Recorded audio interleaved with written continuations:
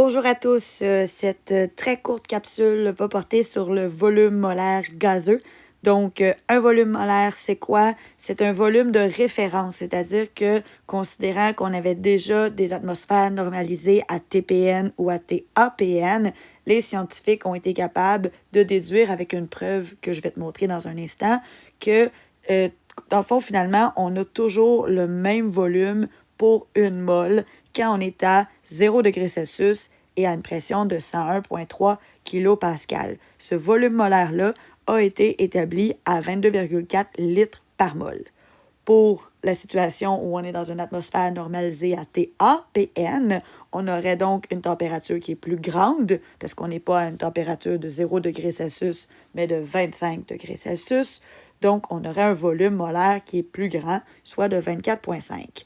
Pourquoi, quand la température augmente, le volume augmente? Bien, tu l'as vécu avec l'expérience du savon Ivory dans le micro-ondes. Quand la température augmente, l'agitation des particules est plus grande. Donc, les particules peuvent bouger un peu plus. Et si elles ont l'espace pour prendre de l'expansion, elles vont le faire.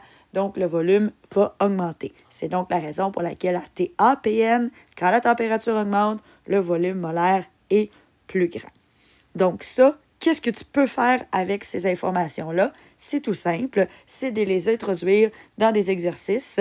Donc, l'exercice débuterait par te dire qu'on est à TPN et je te demanderais de trouver le volume de 4 moles, par exemple, de dihydrogène. Donc, toi, tu sais que c'est 22,4 litres pour une mole. Donc, tu ferais x4 pour trouver 4 moles. Ça donne quoi? C'est aussi simple que ça. Ça fonctionne pour n'importe quel gaz. Donc, d'où vient ce fameux 22,4 litres?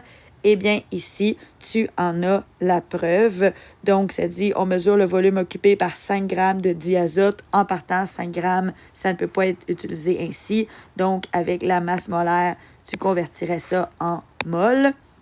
On utilise, par exemple, dans ce cas-ci, une pression d'une P2 de 100,5 kPa et une température de 23 degrés Celsius. On les remet en Kelvin, donc très important. 23 degrés Celsius, c'est 296,15 Kelvin. Et on voudrait savoir, admettons, si on obtient un volume de 4,36, quel est le volume molaire à TPN. Donc, on aurait assez de paramètres pour avoir une situation initiale et une situation finale.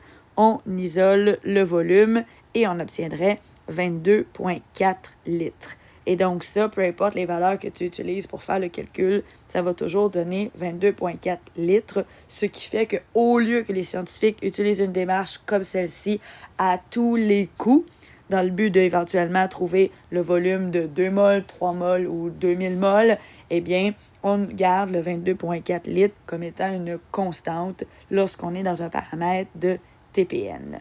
Donc voilà, c'est aussi simple que ça, le volume molaire.